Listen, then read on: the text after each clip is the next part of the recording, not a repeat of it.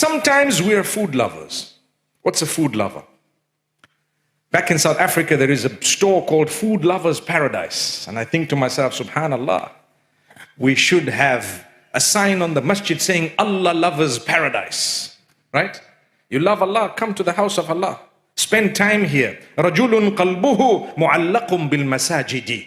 One of the VIPs of the Day of Judgment is a person whose heart is connected to the house of Allah. You're connected to Allah, His house. You love it. You come, you spend time, you spend a moment, and you're always an asset to the people around and to the environment. You help clean up maybe, you will contribute towards, you want to fulfill salah, and you're not a pain. Because some people come to the house of Allah just to create issues.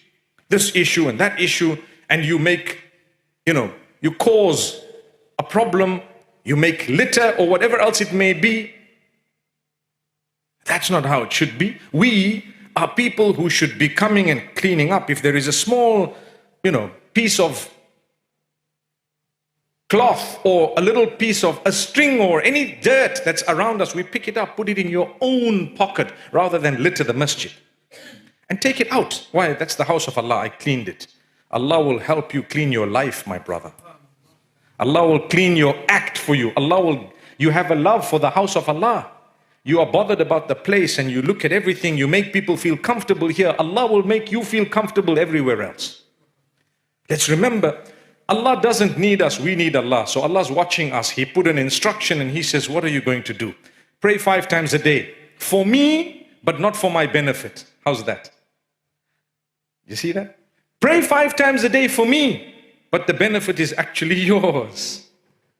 Fast in the month of Ramadan for me, but the benefit is yours.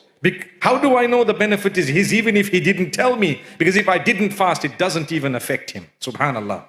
If the whole world had to transgress against Allah, it doesn't deplete anything from Allah's kingdom. It doesn't decrease His value, even an iota.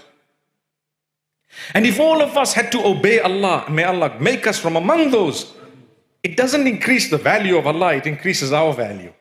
We become closer to Allah. So develop a connection with the masjid. That's a VIP on the Day of Judgment. You have preparation by visiting the masjid a little bit more. Come for one more salah. How many ever salahs you are coming for already to the masjid, add one more. Make an effort.